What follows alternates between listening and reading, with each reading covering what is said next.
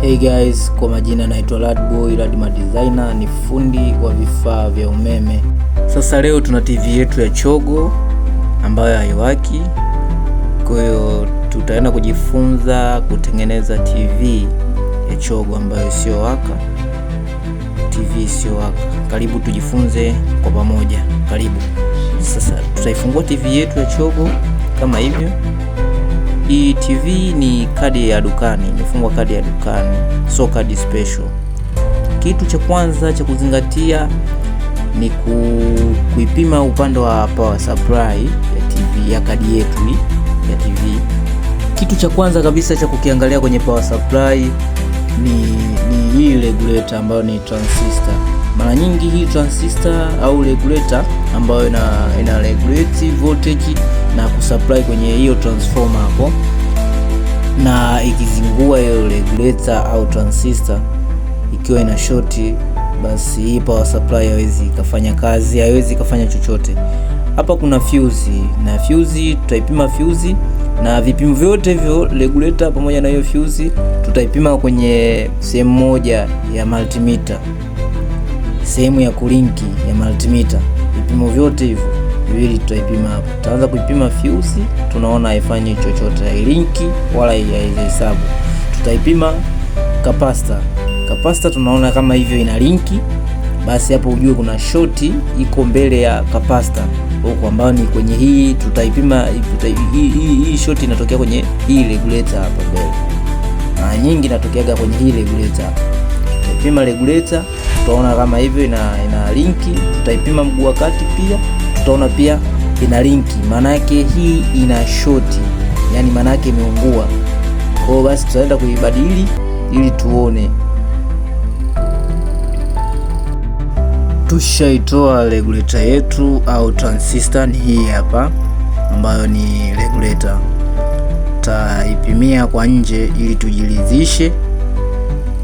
Tutaipima na multimeter ili tujiridhishe, tutaipimia nje.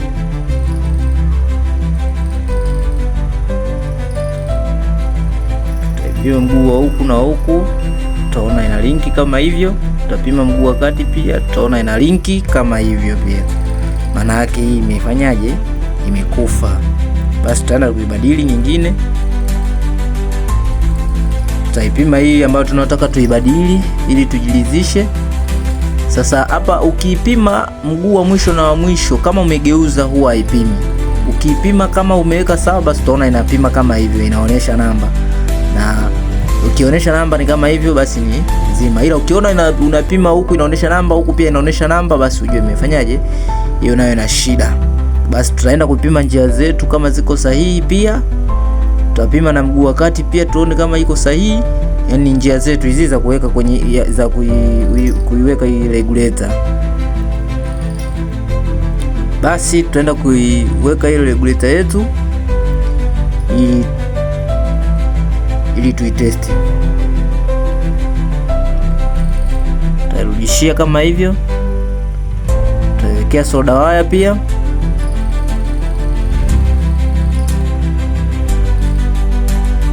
Naam.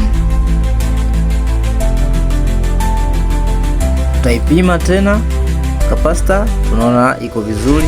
Tutaipima regulator pia, tunaona pia nayo iko vizuri.